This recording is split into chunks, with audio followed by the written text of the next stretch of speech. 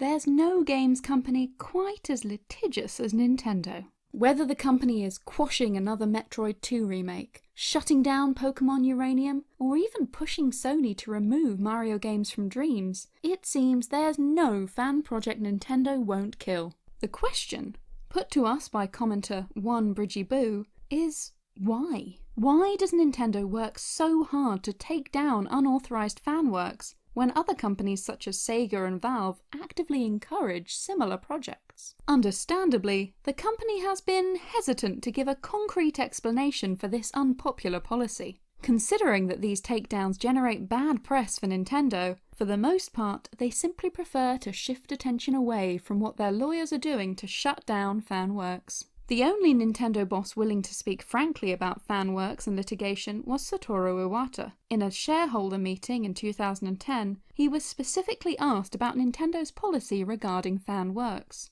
According to Satoru, Nintendo struggles to know how far to go in attacking fan works. Of course, we cannot say that we give tacit approval to any and all the activities which threaten our intellectual properties. But, on the other hand, it would not be appropriate if we treated people who did something based on affection for Nintendo as criminals. We cannot say okay to any and all such activities, and, at the same time, it is not feasible for us to immediately respond to each small issue of this nature every time. From Satoru's comment, it seems that there's some debate within Nintendo about what kind of fan works they should allow. They want to encourage a certain amount of fan affection. Only works that threaten Nintendo are deemed worth pursuing.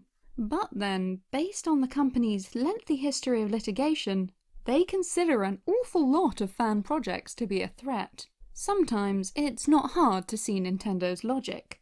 Another Metroid 2 remake was famously taken down the year before Nintendo announced their own version of the game, Metroid: Samus Returns. Ditto Full-Screen Mario, a fan game that involved a custom level builder, which was killed just months before Nintendo unveiled Super Mario Maker.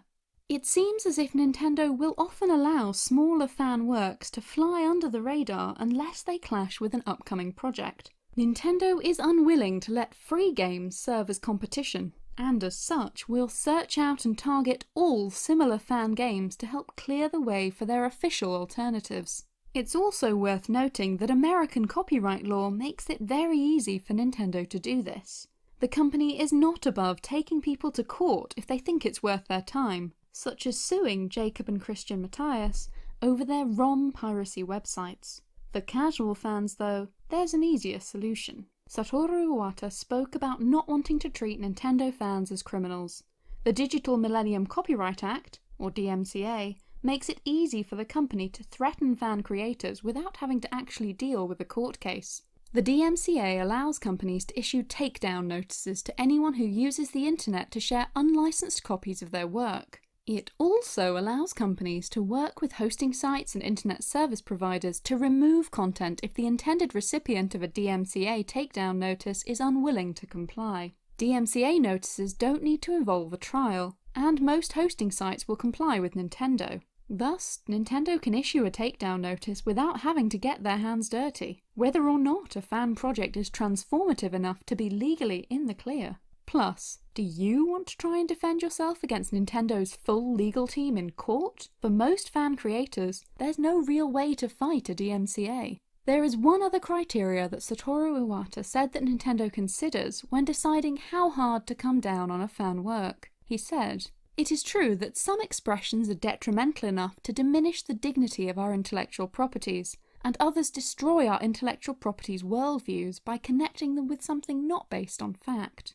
This is tricky. Something that diminishes the dignity of Nintendo intellectual property could mean a poor quality game or fan work. It could also mean a parody piece, something which should be protected under fair use under American copyright law. Essentially, Satoru Iwata's remarks boil down to Nintendo takes down fan works if and when Nintendo feels like it. The problem with this is that Nintendo is not a single homogeneous entity. One person within the company may have a different idea to someone else about what constitutes a threat to Mario's dignity. And so, Nintendo continues to come down hard on fan works seemingly at random. allowing some projects to flourish for years before eventually serving them a DMCA notice at the least convenient time. Technically, they're allowed to do this, even if they are overstepping their bounds on some aspects of copyright law in various parts of the world. Besides, for all that Nintendo fans complain, it's not like bad press from takedowns are hurting the company's bottom line. The moral of the story, depressingly, is that if you're rich enough and powerful enough, you can do whatever you want. Yay!